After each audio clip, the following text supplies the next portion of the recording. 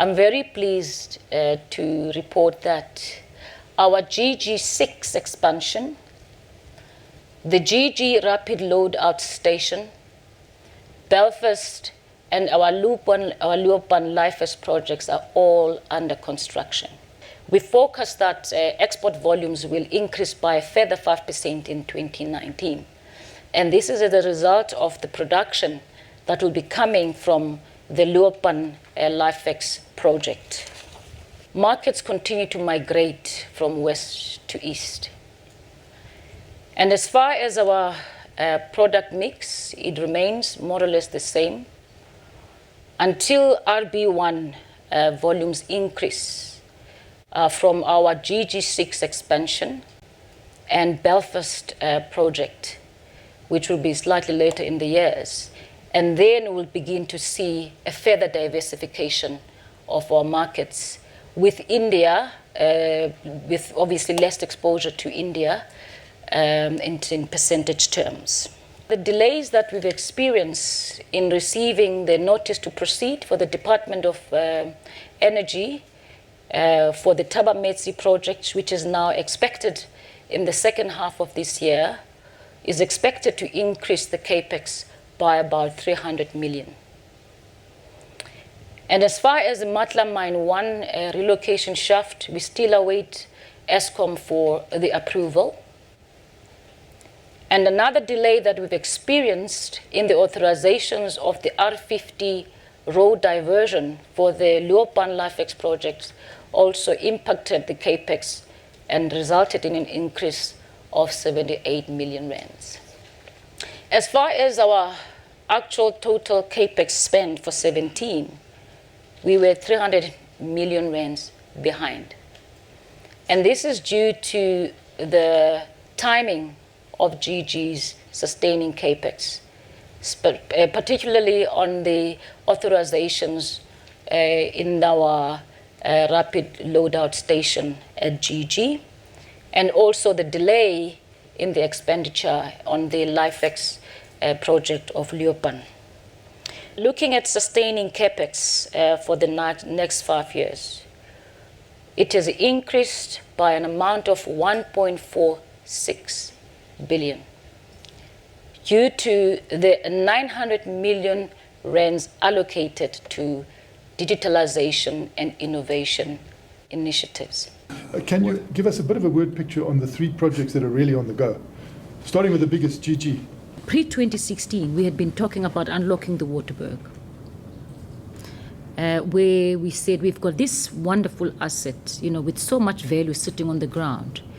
But all that we can do is to feed the 2 power stations, which is Matimba and Medupi. And then, what do you do with the rest of the coal? Especially some of the high-value coal that are sitting in the lower benches. Because right now you've got an opportunity to move your top benches to liberate your bottom benches. So, it gave us an opportunity to do something with that coal. But one big challenge had been,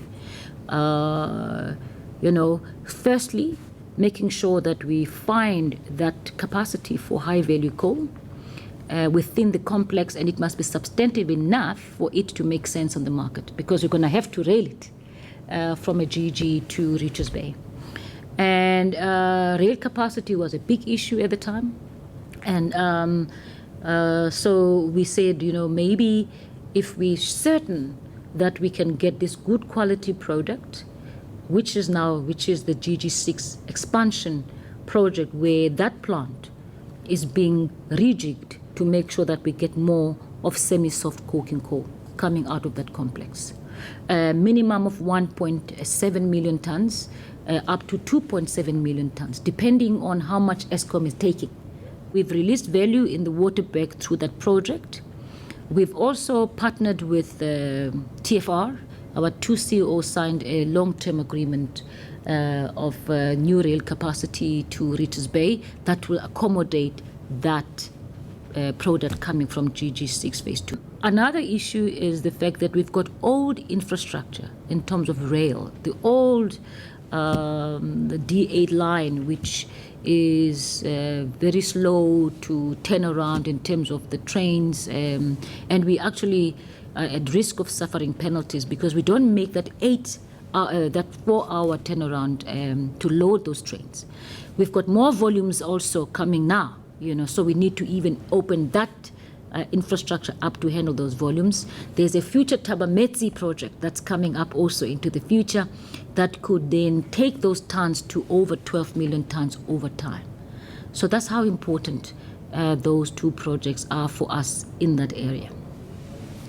Now, remember that reserve is mainly for Eskom and obviously for just 2 power stations.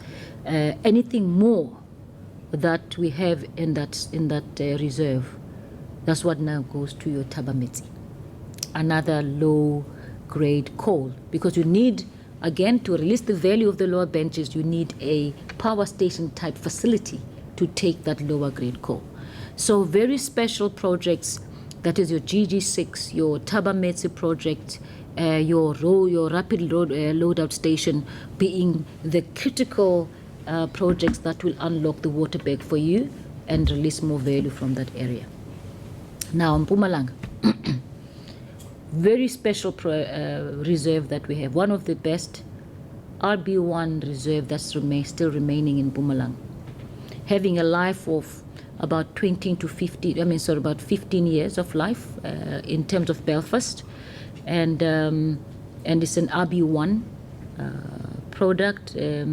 As I've said earlier, that it will complement our future product mix, and that's why we keep on talking about, when we get that RB1 product back into stream, we'll begin to realize value from your prices, from your API4 index, instead of all this huge discount that we're getting now, because the dominant element of our product is sitting at a minimum 5.2 or let me say 5.3 product. So that's the biggest scheme of things for us, Martin, with those projects.